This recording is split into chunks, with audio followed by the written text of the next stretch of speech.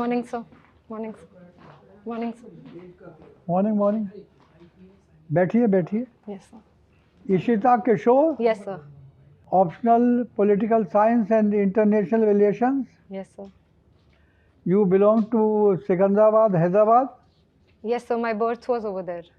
Okay now where are you located So my current residence is in Greater Noida, Uttar Pradesh.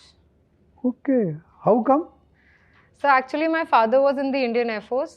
So during my birth he was posted in Secunderabad in Telangana. And after his demise, Greater Noida. We are sorry that your father is no more but when did he pass away So this was 2004. 2004 Yes, sir. So I was 7 years old at that time. okay okay okay and what rank did he enjoy in the air force So he was Wing Commander Sendai Kishore. अच्छा अच्छा wing commander थे Ji, sir.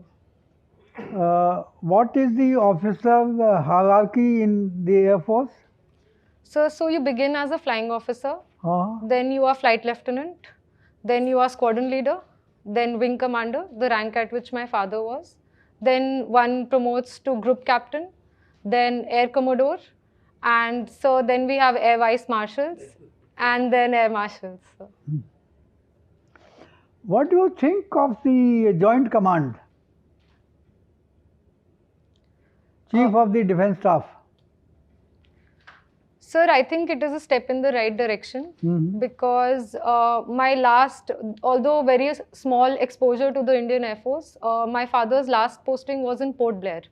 And Andaman and Nicobar is a tri-services command. And such sort of coordination and unity in terms of operations goes a long way in ensuring that correct decision making is taken.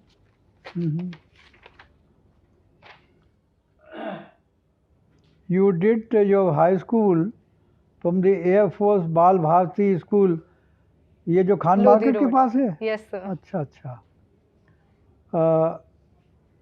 and you did your +2 from the same institution Yes, sir. then you did your BA honors political science Indian economy political science development theory and public economics macroeconomics from the SRCC Yes, sir. tell us something about SRCC So, Sriram College of Commerce yes, sir. So, the Sriram College of Commerce is one of the foremost institutes in India. It comes under the Delhi University and it is very famous among people because of its record placements. But other than its placements, I think the academic rigor at the institution is great and it offers a number of extracurricular opportunities to the students. And one thing I would like to point out that was unique about my institution was the kind of entrepreneurial spirit it generated in each one of us. We were given autonomy with our societies, we raised funds, we conducted our activities, and it was a great learning experience. who was Sriram after whom the college is known as Sriram College of Commerce Sir, it is known after Lala Shriram, and he was an industrialist. And at that time in 1927, he had set this college up in Daryaganj. And later it moved to Maurice Nagar in Delhi University. What sort of India do you envision in 2047? Economically, socially, politically, militarily, and technology-wise, what sort of India would there be in 2047? So to begin with, if there is one point I want to start with, I envision an India in 2047 where women are doing well socially and women have equal opportunities, whether in the services, whether in the private sector or in terms of startups. Any sector, women should have equal opportunities socially. Sir, economically, while the short-term dream is of a 5 trillion economy, I envision India to increase its share in the global trade by 2047. So politically, India's civilizational culture can be taken a long way and it can spread the message of not just peace, but also a sense of fraternity and brotherhood, which is also the theme of G20, which is Vasudev Kutumbakam, that the whole world is one family. So technologically, India is upping its operations, and by 2047, I envision India to be a state of the art, to have state of the art technology, whether militarily, whether in Fine, Ishita, cybersecurity. fine. What are your views on marital rape?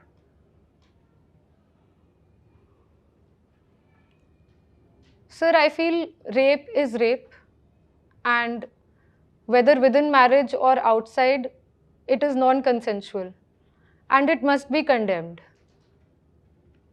Now जो there Amitabh are, Bachchan ने pink में कहा था, जी sir. when a woman says no, it is a no. Sir, his famous dialogue was that no in itself is a statement. Okay. And it does not need any backing. It does not need any explanation. So I agree with him. And while there are a number of repercussions in terms of how we will find out false cases, frivolous cases, how this will be implemented, there will be a number of challenges. Fine, Ishita, fine. What are your views on the reservation of 10% for the economically weaker sections, other than the scheduled caste and scheduled tribes? Sir, recently in the Janhit Abhiyan versus Union of India, Supreme Court had upheld the economically weaker section reservation of 10%. Sir, now we are shifting from a reservation system that was based on accidents of birth to now accidents of life. And it might be temporary, the economic status of someone might be temporary. Sir, in a modern economic world determined by Fine, globalization. Ishita, fine. You get it. Tell us something about the Rotary movement. You were in the Interact Club. Rotary movement. Sir, the Rotary International brought together people. Who founded it? When? How many branches are in India? Anything? Sir, I am not aware. There are some major achievement with Rotary and Lions had in society in India. Can you recall? So major, sorry. Major impact on society in India. They did a major voluntary work all over India. Sir, no, sir. Polio eradication. Now, PSIR, tell us on what principles our foreign policy is based. What are the core principles? Not objectives, principles. Sir, after the independence, our foreign policy was determined by Panchsheel principles and in our neighborhood. And beyond that, it began with the non-alignment movement that irrespective of the powers in the world, India will not be aligned. In Panchsheel, there is one principle, non-interference in other countries' affairs. Do you think in practice we have followed it in our neighborhood? Think for a moment and then answer. Sir, there has been a lot of contentions on this topic, whether India has been interfering in its neighbors. Elaborate, give instances. So, for example, in Nepal, the development of the constitution in Nepal, the 2013 blockade in Bhutan, the 2015 blockade in Nepal, in Sri Lanka. So, there have been debates on this, whether India Sri is Lanka, the IPKF gives your assessment. Did Sri Lanka made a fool of our leadership at that time, in retrospect? Sir, I would not say fool per se, but it was an incident of strategic miscalculations at that time. And I don't think India is interfering per se, but given that India's size in the neighborhood, it has to take responsibility. But why should India bother? Let them do whatever they want with their Tamils. Why is India bothered? Sir, because regional security is paramount to India and its neighborhood. Sorry, sir. No, regional security came later. But what is the other core interest of India? There was an impact on India itself. What was that? Sir, in the Sri Lanka case? In Sri Lanka. Why are we so concerned about Sri Lankan Tamils? Sir, because it has a domestic psychological impact in Tamil Nadu, and people there are psychologically linked with the Tamils in Sri Lanka and want welfare and justice for them. So it becomes a domestic political issue for India. Do you think these assassins of Rajiv Gandhi should have been pardoned by the Supreme Court and on the advice of the Tamil Nadu government? Sir, I think that in any modern democracy, the idea of prisons is reform. And even as Gandhiji had held that modern prisons will be the schools for reforming the minds of the people. So it is. But there is capital punishment in India. It is because of it is in our constitution, in our law, and everything. So don't go in the fundamental principles that when there is capital punishment, the people who assassinated a prime minister of India, should they be pardoned for some whatever reasons? Sir, By even the in same logic, the rapists of Bilkis Banu also should not have been released. Fine, it's a fine. Ishita, you graduated in 2017. Yes, sir. So what you are doing after that? So after my graduation, I started working in risk consulting in Ernst & Young for 2 years. And thereafter, I started my preparation for the civil services examination. I see. Okay. This is my third attempt. Okay. And last time you couldn't come up to interview. No, sir. This is the first time I gave mains and qualified mains. Okay. You were, you are related with 3 states actually. Your mother, father from Bihar, you are now in Greater Noida, Yes. UP, and you born in Telangana. So can you compare the 3 states? What are the political issues, social issue, economic issue of the 3 states? And where you would like to live, finally, suppose you give a chance. Sir, starting with Uttar Pradesh, it is now becoming the powerhouse of Indian economy. It contributes 8% to India's GDP. But compared to Telangana, it has a very low per capita income. Sir, both UP and Bihar, being in the alluvial region, don't have access to as many resources, mineral resources, as Telangana does.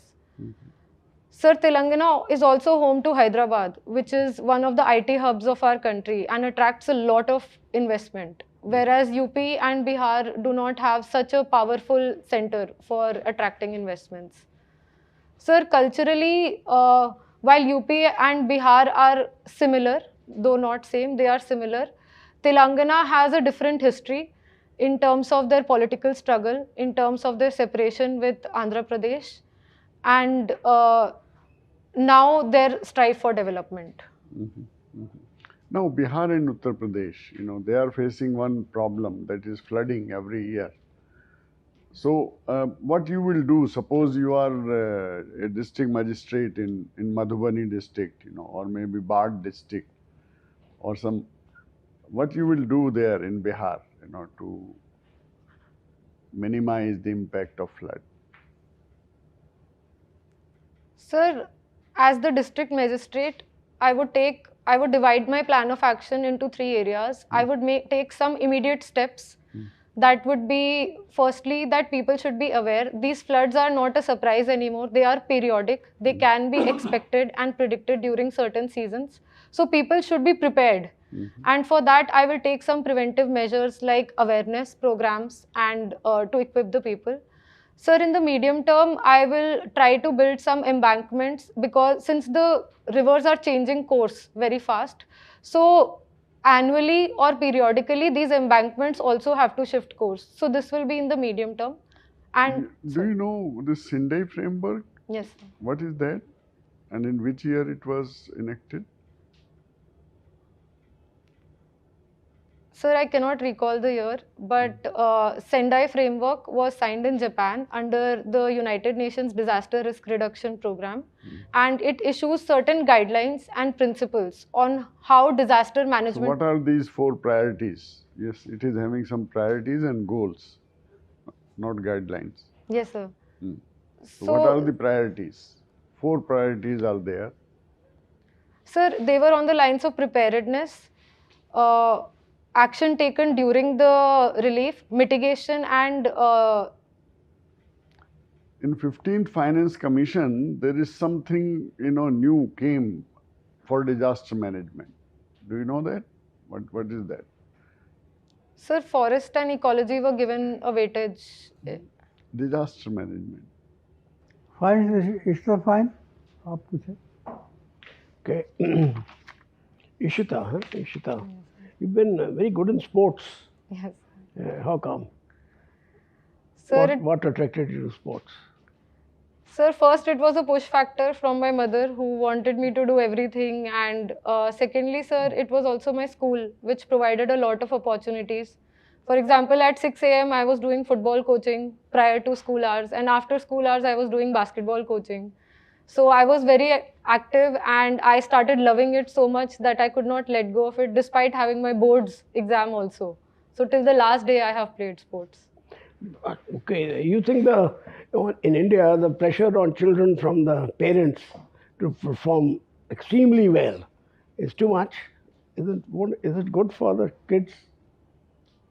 Sir, I agree that Indian parents can get a bit competitive when it comes to their children, and they seek a lot of pride in what their children are doing. But sir, there is a need for a balance. We cannot push the child too far and outside their interests. For example, my mother was pushing me, but in areas where I had interest and where I had potential. And it was not toxic to say, it was nourishing. It was encouraging. So there must be a golden balance between the push and taking a step back. Do you think your armed forces background has contributed to nurturing of your personality better than if it would have been a civilian affair? Sir, as a child of an armed forces personnel, I am very proud of my heritage, and I completely agree that it has shaped my personality, and it has shaped the kind of upbringing I will have and the activities that I will undertake. What do you think about the new reforms in armed forces recruitment, Agniveer and Agnipath? What are your views on this? Sir, the Agniveer, which is a tour of duty format for short-term recruitment, sir, with the larger picture, it is a step in the right direction because all modern nations and modern armies like United States have a similar pattern. And this will also reduce not just the burden of the social security on the public exchequer, but also will reduce the average age in the armed forces. But sir, I think there could have been some improvement in the way it was conveyed to the public because it led to a massive uproar. Okay, now, is it who said that Battle of Waterloo was won in the playfields of Eton? Sir, I'm sorry, I'm not aware. You're not aware? Have you read British history, something about British history? Sir, a little bit, but I am not aware. The famous lines. Battle of Waterloo, do you know anything about Battle of Waterloo? Sir, I may have read, but it's not actively there. Who was the first Indian in the armed forces to get a Paramveer Chakra? So I don't know. Any name for who won Paramveer Chakra? Sir, Air Marshal Subrata Mukherjee, he won the Paramveer Chakra. Okay, I'm not sure. Fine, Ishita, fine. Ishita, your optional, I can see, is political science and international relations, Yes. PSIR. You tell me, in states, all states, you can say there is a chief minister and governor. So what is the need of governor? Because most of the work is being done by the chief minister and ministers. So why governors are appointed? Sir, India follows a model of dual executive where the head of the government is different from the head of the state. Sir, the role of a governor is paramount in the governance of a state because it ensures continuity. And the governor is also the binding factor and the common factor across the nation, which ensures an India factor in the governance of the states. So, sir, for the unity and integrity of India, the position of governor is integral. But in several states, you must have seen that there is a tussle or problem between the chief minister and governor. So, how to solve this issue?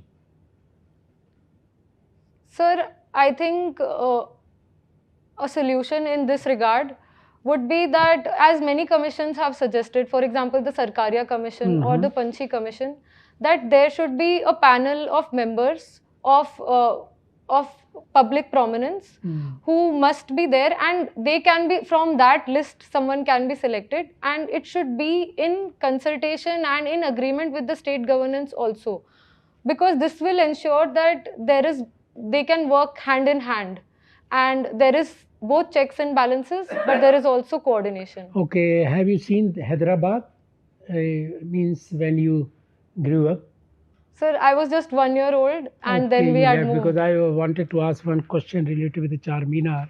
Anyway, because I have seen many times.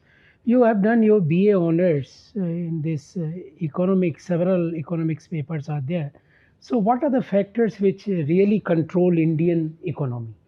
Any 2-3 factors, not full paper you should discuss. Sir, in the macroeconomic scenario, the factors which control No, the Indian... microeconomy you have written separately. Indian economy, microeconomic, macroeconomics, I understand. But what is this, public economics? You have written, that is a separate paper? Yes, sir. So what do you mean by the public economics? So, public economics centers around the distribution of resources in a society and how the taxation system must function to cater to the society. So that is not under micro or macroeconomics. Sir, micro and macro form the foundational basis on which these subjects are studied, and on those theories we understand how public economics works. Okay. For what theory Abhijit Banerjee got the Nobel Prize in economics? Any 2 points? Sir, it was the randomized control trials, and sir, they created groups of people and analyzed their responses with certain incentives. So this is also helpful in public economics. Okay. You name any 2 women in India, powerful women, maybe IAS, IPS, which have impressed you, mentioning their main 2 or 1 or 2 contributions. So can I take a moment? Yes, because you are going to join civil services. Yes, sir. And being woman, you should know at least some of these role models, or you can consider them as your role models.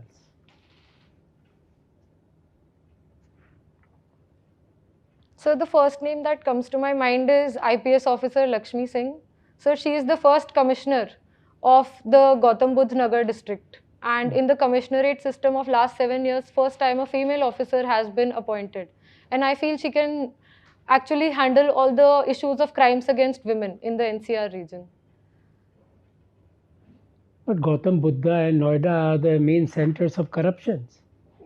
So what she did for that? That's why I was asking some important, very important national level contribution. Any woman from IAS, IPS? If no, then you can say no problem. Now, there was one meeting on climate change in US, and there one very famous economist said that in India, women are responsible for climate change. So can you guess what he was referring to? How women can be responsible for causing climate changes in India? Fine, thank you, Ishita. Please wait outside for 2 minutes. Okay. We'll summon you again. Thank you, sir.